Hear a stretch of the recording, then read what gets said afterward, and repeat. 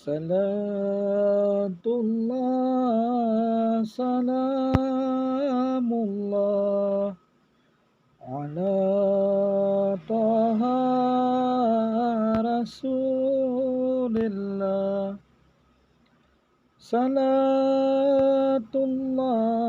salamullah ala yasin habibillah. Salatullah, salamullah ala yasin habibillah.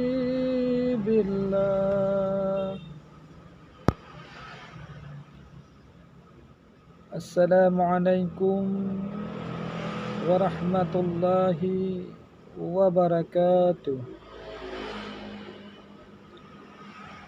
Selamat siang untuk saudara-saudara kami dimanapun Anda berada. Selamat bergabung kembali di channel Dakwah Rismadi. Pada siang hari ini, insyaallah kita akan membahas tentang zikir-zikir kepada Allah Subhanahu wa taala atau amalan-amalan zikir yang harus kita amalkan, dan mudah-mudahan dengan zikir itu kita sampai kepada Allah Subhanahu wa taala, yakni menerima ridha Allah Subhanahu wa taala. Di dalam istilah agama kita, banyak kita mendengar dengan istilah zikir. Zikir adalah mengingat Allah Subhanahu wa taala, yaitu ketika kita berdiri, kita duduk, bahkan ketika kita berbaring. Kemudian zikir ini dibagi lagi dengan bermacam-macam zikir, seperti kita melakukan sholat, itu juga zikir.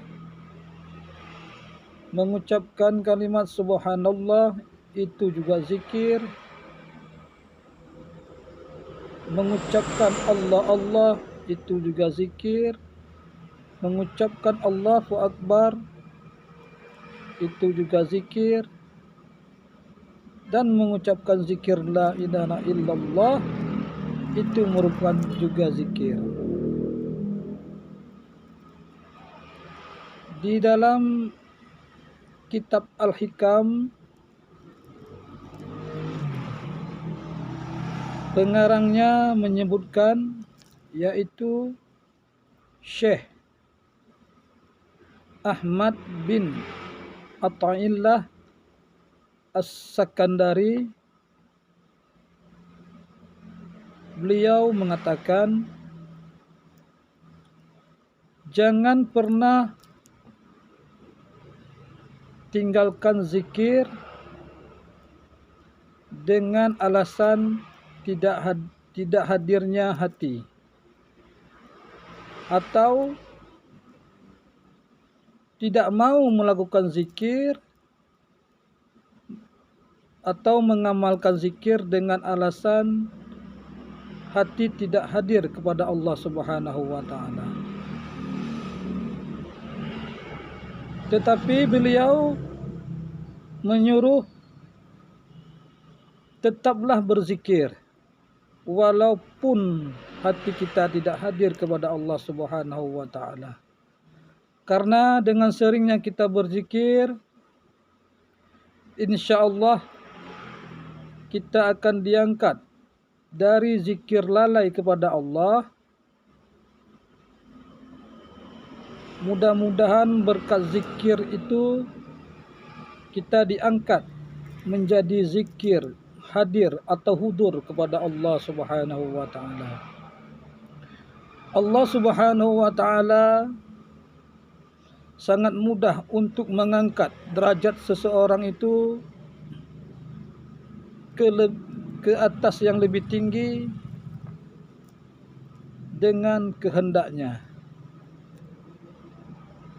Nah, kalau ini kita sering berzikir, maka insya Allah derajat kita akan dinaikkan. Walaupun hati kita lalai, hati kita tidak hadir kepada Allah Subhanahu wa taala.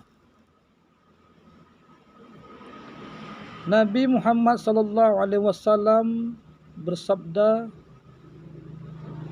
"Afdalu zikri la ilaha illallah." Yang artinya seafdal zikir itu adalah la ilaha illallah. Ini mengandung arti zikir la ilaha illallah adalah jalan yang paling dekat atau jalan yang paling cepat menuju kepada Allah Subhanahu wa taala. Bila dibandingkan dengan zikir-zikir yang lain, seperti mengucapkan subhanallah, mengucapkan alhamdulillah, atau Allah Allah,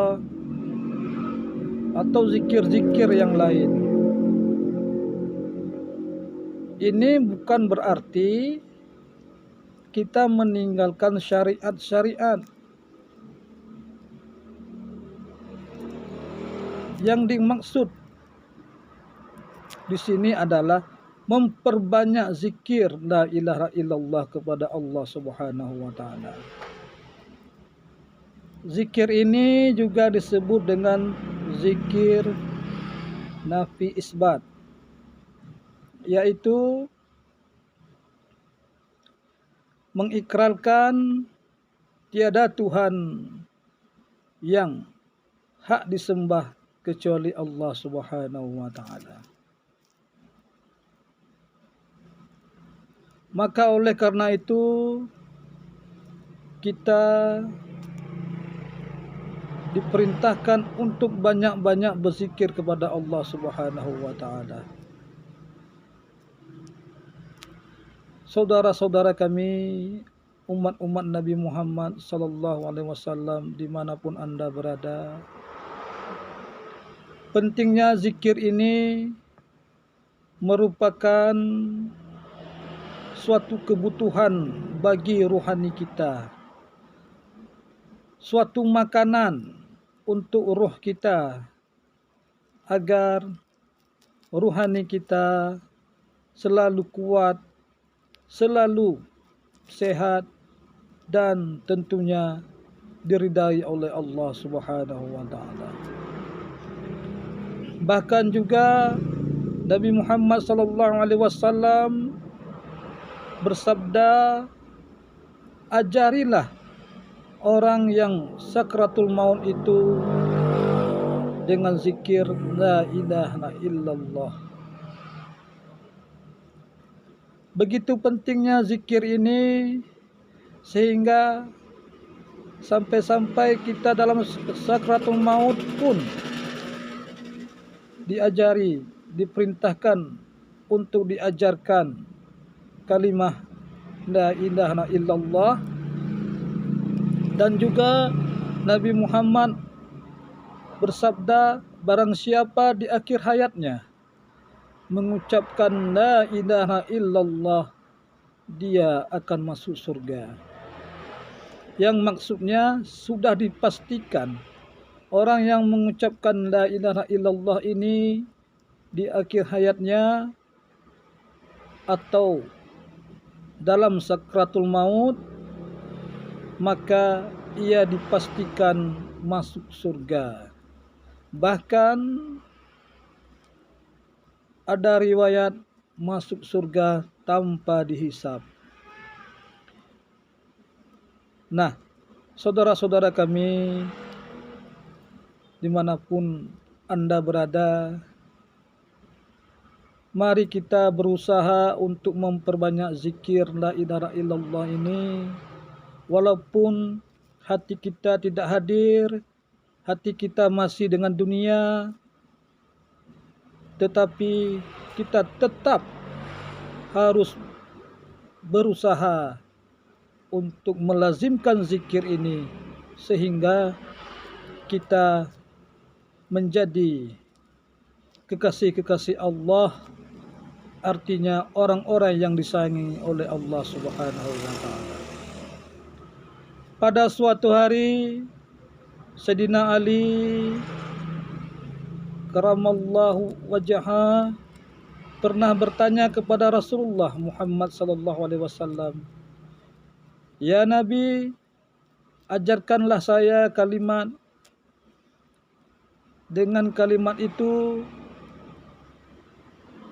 lebih cepat mendekatkan diri kepada Allah Subhanahu wa taala."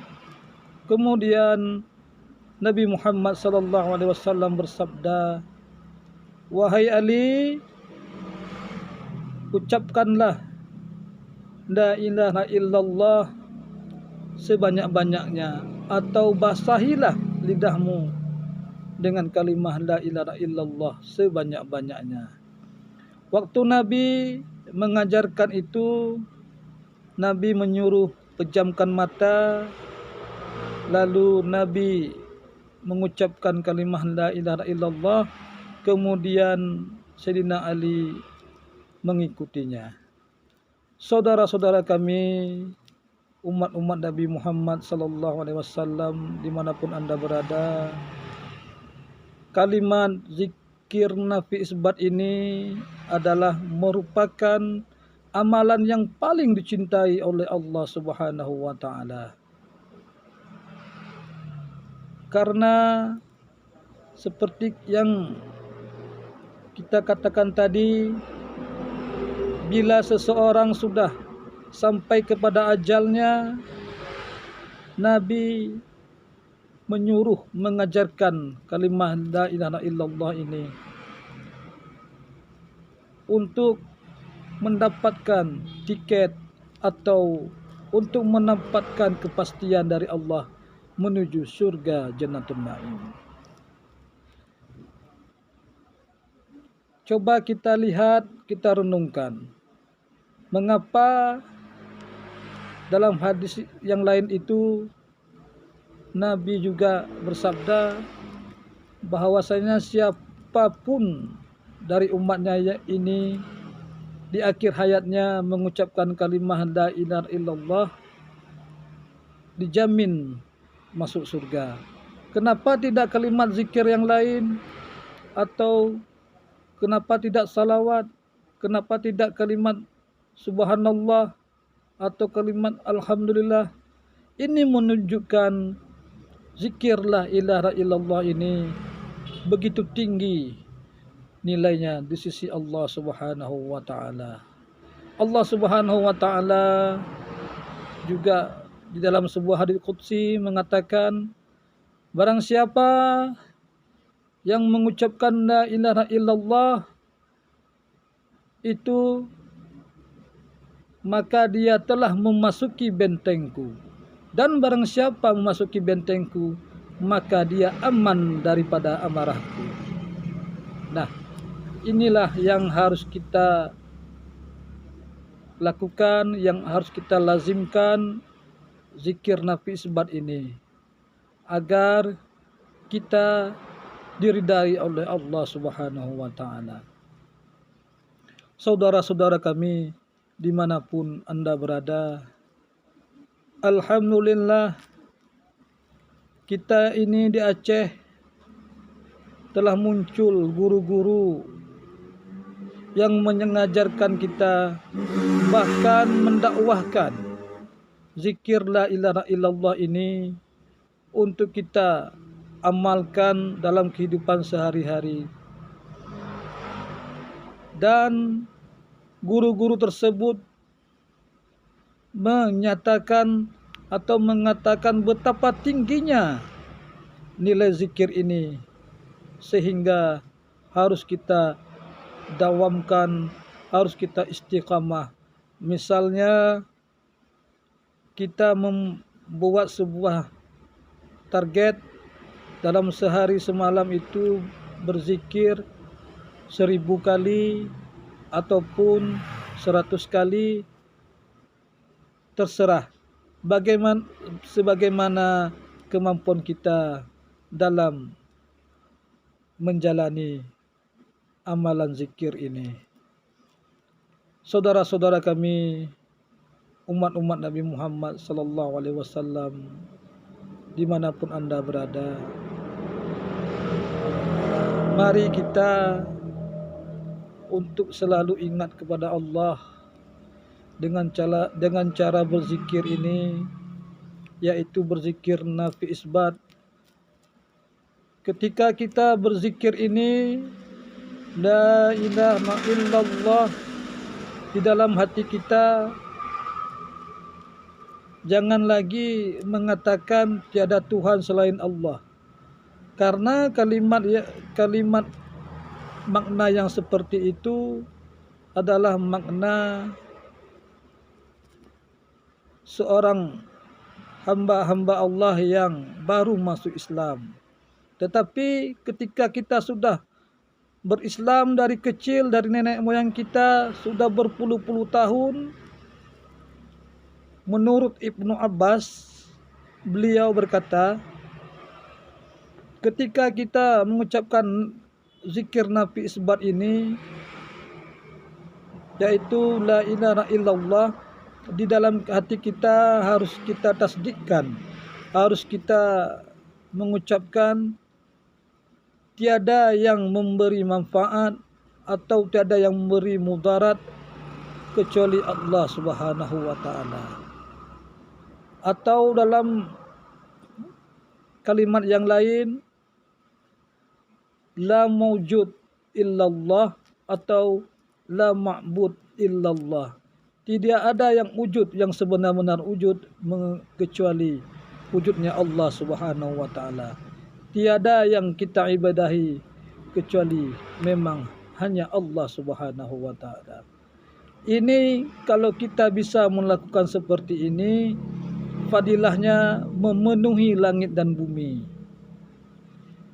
Kalau kita berzikir la ilaha illallah, lalu kita tasdikkan tiada Tuhan selain Allah, itu merupakan zikir yang biasa, zikir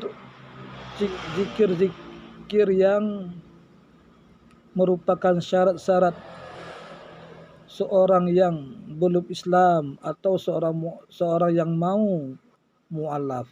Nah, kalau kita ingin banyak fadilahnya, ya seperti itu tadi. Ketika kita mengucapkan la ilaha illallah, di dalam hati kita mengatakan la ma'bud illallah, la maujud illallah, atau tiada yang beri manfaat dan tiada yang beri mudarat, itu hanyalah Allah Subhanahu wa taala semata. Saudara-saudara kami, umat Nabi Muhammad sallallahu alaihi wasallam, dimanapun Anda berada, pentingnya zikir ini sehingga ketika kita ditanya oleh Allah Subhanahu wa taala nanti di akhirat, apakah kamu pernah mengingat saya di dunia ini? Maka insyaallah anggota tubuh kita, yaitu lidah kita, akan menjawab, ya, kami selalu membasahi lidah kami dengan la ilaha illallah, selalu berzikir padamu ya Allah. Tetapi ini apabila tidak pernah kita lakukan atau sedikit kita lakukan, maka dikhawatirkan kita tidak akan bisa menjawab pertanyaan Allah Subhanahu wa taala. Karena Allah Subhanahu wa taala juga mengakui orang-orang munafik itu dikatakan berzikir, tetapi mereka sangat sedikit mengingat Allah, sangat sedikit berzikir kepada Allah Subhanahu wa taala. Oleh karena itu, bila ada orang-orang mengatakan, untuk apa kita berzikir sebanyak-banyaknya, itu berlebihan, itu tidak dianjurkan, maka orang yang mengatakan demikian belum paham, belum mengerti bagaimana kedudukan zikir ini di hadapan Allah Subhanahu wa taala. Tunjukkanlah mereka dalil-dalil yang benar, tunjukkanlah kepada mereka dalil yang muktabarah dan dalil-dalil yang muktamad daripada ulama-ulama kita yang mulia. Saudara-saudara kami dimanapun Anda berada, pentingnya zikir ini sehingga kita diharuskan atau dianjurkan setiap saat berzikir kepada Allah Subhanahu wa taala. Mudah-mudahan kita digolongkan di dalam kelompok ahli-ahli zikir yang makrifat kepada Allah Subhanahu wa taala. Karena buah daripada berzikir ini, kita akan diberikan makrifat kepada Allah, mengenal Allah Subhanahu wa taala dengan izin Allah Subhanahu wa taala. Mungkin sekian dan demikian yang dapat kami sampaikan manfaat zikir nafi isbat ini. Kalau ada kebenaran di dalamnya, itu merupakan datangnya dari Allah Subhanahu wa taala dan Rasulnya Muhammad sallallahu alaihi wasallam. Dan bila ada kesalahan dan atau kehilafan dalam pembicaraan kami ini, itu sudah barang tentu dari kelemahan kami, kealpaan kami, dan sedikitnya ilmu yang ada pada kami. Kami akhiri dengan mengucapkan wassalamualaikum warahmatullahi wabarakatuh. Di sini juga kami meminta dukungannya untuk bersedia men-like, share, dan mensubscribe channel kami ini agar channel kami ini tetap berjalan dengan semestinya. Salatullah salamullah ala taha rasulillah. Salatullah salamullah ala yasin habibillah. Salatullah salamullah ala taha rasulillah. Salatullah salamullah ala yasin habibillah.